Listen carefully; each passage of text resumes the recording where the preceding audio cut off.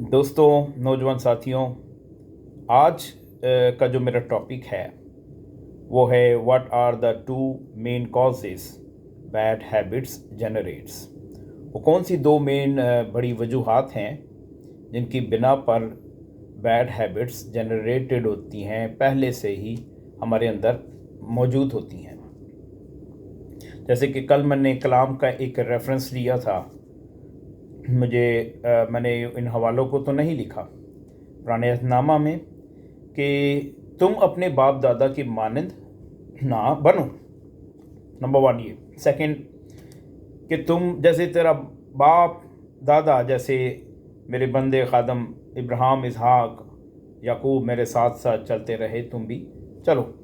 तो ये दो पॉजिटिव एंड वो कह लें कि एक नेगेटिव चीज़ पाई जाती है इन चीज़ों में कि ज़रूर हर इंसान में अच्छी और बुरी क्वालिटीज़, क्या कह लें, अच्छी क्वालिटीज़ होती हैं और बुराई भी शामिल होती है। आज मैं उसी बात को लेकर आपके सामने आया हूँ कि what are the two main causes that bad habit generates.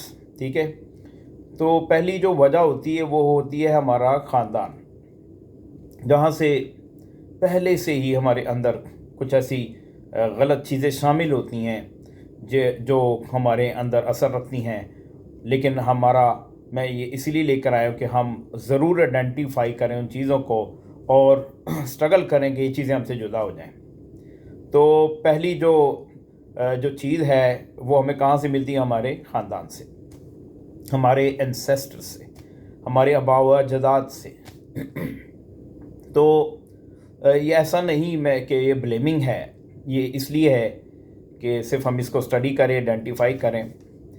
आप लोगों ने नोट किया होगा और कि जो हरकतें अक्सर हम कर जाते हैं, जो अदाएँ हम में होती हैं, वो कहीं ना कहीं हमारे बाप दादा से, हमारे ननियाल या ददियाल से मिलती जुलती हरकतें हम में भी पाई जाती हैं और हमारी औलादों में भी वो हरकतें कहीं ना कहीं हमें नज़र आएंगी। तो ये सारा उनसर क्या है, ये सारी वजूहात अगर आइडेंटिफाई करें तो ये जेनेटिकली ये बच्चों में चले जाती हैं। तो यहाँ जो साइंस के स्टूडेंट स्पेशली वो इन चीज़ों को अंडरस्टैंड करते हैं कि व्हाट इज़ डीएनए, और जो डीएनए में जो क्रोमोसोम्स पाया जाता है वो क्या होता है, उसका काम क्या होता है। ठीक है, वो यही चीज़ें होती हैं जो ट्रांसफ़र करती हैं।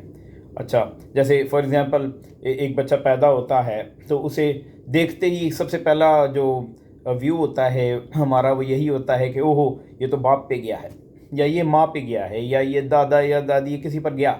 ये भी जीन्स का असर होता है। ठीक है, और फिर अदात जो होती हैं वो बड़े इंपॉर्टेंट होती हैं, जो हमारे अंदर जो होंगी वो थोड़ी बहुत जो है वो जेनेटिकली हमारी औलादों में चले जाती हैं।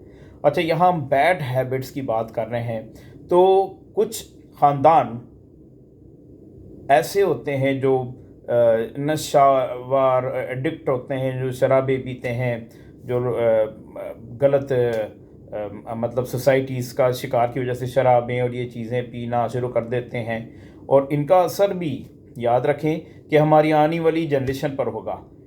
एंसेस्टर्स वो जो हमसे पहले थे, जिनसे हमने ये चीज़ें हासिल की, और डिसेंडेंट वो लोग होंगे जो हमारे बाद हमारी जनरेशन होंगी, उनमें भी ये ट्रांसफ़र होने का ख़दशा है।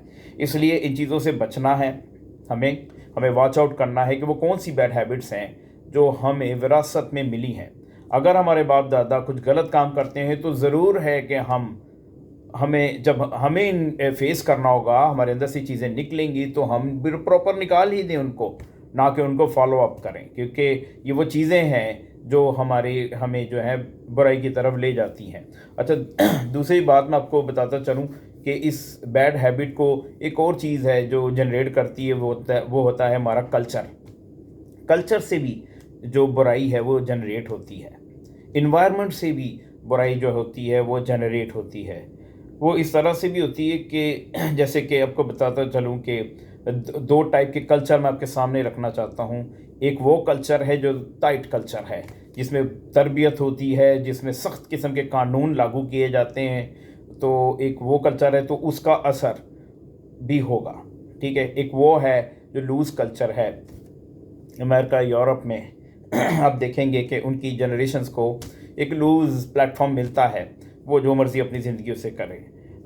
کریں اور جو اڈاپٹ کرتے ہیں اپنے انوائرمنٹ سے وہ ویسا چلنا شروع کر دیتے ہیں.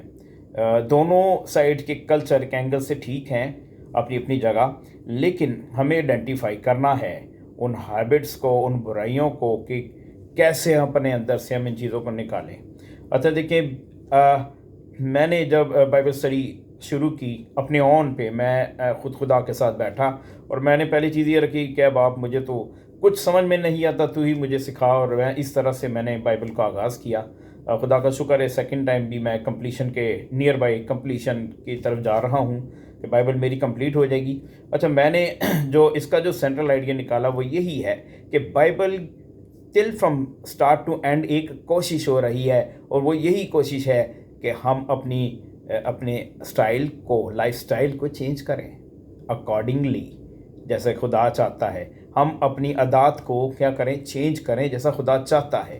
دیکھیں، کلچرز کی میں بات کر رہا تھا کہ کلچر سے بھی افیکٹڈ ہوتا ہے انسان.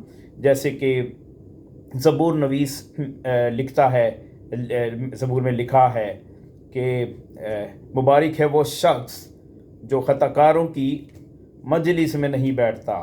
اور ایسے لوگوں سے کنارہ کرنے کے لیے کہا گیا. ریزن کیا ہے؟ ریزن یہی ہے کہ کہیں نہ کہیں اس محفل میں بیٹھ کر ان کی ریئیکشنز ہماری زندگی میں ہو جائے گا.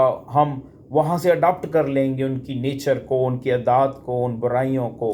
نہ چاہتے ہوئے بھی ہمارے ساتھ ایسا ہو جائے گا. اس لیے ہمیں روکا گیا ہے بائبل میں، ہمیں منع کیا گیا ہے، ہمیں باز کیا گیا ہے تاکہ اس طرف قدم نہ بڑھائیں جو زون غلط یا نیگیٹو کی طرف جاتے ہیں. یاد رکھیں کہ جو ہمارے باپ دادا نے کیا وہ ہمارے سامنے آتا ہے. اب ہمارا ٹائم ہے سیکریفائس کرنے کا کہ ہماری جنریشن تک کوئی بدی اور برائی نہ جائے. لہٰذا آج کے جو نوجوان ہیں وہ اس چیز کے لیے تیار ہوں، اسپیشلی جو بچے نئی شادی کی ہے جنہوں نے، اور جو ایک خاندان بنانے جا رہے ہیں. یہ یاد رکھیں کہ اپنے آنے والی نسلوں کے لیے آپ کا سیکریفائس کرنا بہت ضروری ہے. لہٰذا ہر اس بیڈ ہیبٹس کا سیکریفائس کریں اور اپنی آنے والی جو جنریشن ہے، ڈیسینڈنٹس جو ہوں گے، ان کو بابرکت بنا سکتے ہیں ہم. اور خدا کی کامل مرضی بھی یہی ہے کہ ہم اپنے جو بدی برائی ہے اس کو سیکریفائس کریں. دیکھیں خدا نے کیا خوبصورت بات کہی کہ جو کوئی میرے پیچھے آنا چاہے وہ اپنی خودی سے انکار کرے، اپنی سولی اٹھائے. تو یہ وہ سیکریفائز ہوتا ہے جو ہم نے اپنے اندر سے دینا ہے. پہلے اپنے اندر سے اس بدی اور برائی کو ختم کرنا ہے. چھوٹی چھوٹی چیزوں میں تو ہم آف کورس کوشش کر رہے ہیں. فار ایگزامپل، اگر ہم زیادہ کھانا کھا رہے ہیں، یہ بھی ایک ہیبٹ ہے کہ میں بہت کھاتا ہوں، لیکن اس کا نقصان کیا ہو رہا ہے ہماری ہیلتھ کو، ہم موٹے ہوتے جا رہے ہیں. اور اگر ہم سو نہیں رہے تو یہ بھی ایک بیڈ ہیبٹ ہے. تو اس سے کیا ہوگا کہ ہم اپنا ریسٹ لیس ہونے کی وجہ سے ڈپریشن کا شکار ہو جاتے ہیں. اور ایون دیکھیں کہ جب ہم شیشے کے آگے، ہماری بیٹیاں یا لیڈیز جو کھڑی ہوتی ہیں تو وہ کیا ڈھونڈ رہی ہوتی ہیں کہ یہاں سے کچھ بلیک ہے، یہاں میک اپ کر لوں اور اپنے ایپ جو ہے وہ چھپا لوں. یہ تو چلو ایک فزیکلی کیا کہہ لیں ایک ایکٹیویٹیز ہوگی، لیکن سب سے جو امپورٹنٹ چیز ہے اپنی اسپرچول گروتھ کو بڑھانے کے لیے ہمیں ان عادتوں کو فوکس کرنا ہے جو ہمارے اندر پائی جاتی ہیں. ہوپ فلی آج کا جو یہ میرا سبجیکٹس تھا، what are the two main causes, پہلی تو انسیسٹرس ہیں وہ کازز، اور دوسرا انوائرمنٹ ہے اور کلچرس ہیں جہاں سے یہ ہم ان چیزوں کو اڈاپٹ کر لیتے ہیں. ٹھیک ہے، سو بی پازیٹیو، اپنے آپ کو دیکھیں، ایک لسٹ تیار کریں اپنی ان خامیوں کی جن کی وجہ سے ہماری گرو رکی ہوئی ہے، ہماری برکت رکی ہوئی ہے، ایون ہماری صحت رک چکی ہے یا ہمیں ڈزیز لگتی ہے. دیکھیں، اگر آپ فیملی کسی ڈاکٹر کے پاس جاتے ہیں تو ان کی ایک وہ کیا ہوتی ہے، ایک اسٹڈی ہوتی ہے ڈاکٹرز کی، جس میں ان کو کہا جاتا ہے کہ you should check their family status, کہ یہ جو بیماری بھی اسے ہے کہیں اس کے باپ چاچا کو تو نہیں تھی. اگر اسے ڈپریشن ہے تو وہ سوال کرتے ہیں کہ خاندان میں کسی اور کو تو نہیں. تو یہ ریزن اینڈ فیکٹرز ہوتے ہیں ہماری زندگیوں میں پائے جاتے ہیں جو انسیسٹرز کی طرف سے آتے ہیں یا ہمارے انوائرمنٹ، فرینڈز کی طرف سے، ماحول کی طرف سے ہمارے اندر ان ہو جاتے ہیں. ضرور فوکس کریں اسٹیپ بائی اسٹیپ انہیں اپنے اندر سے نکالیں اور ایک بابرکت زندگی اور خوشحال زندگی کی طرف قدم بڑھائیں. آمین.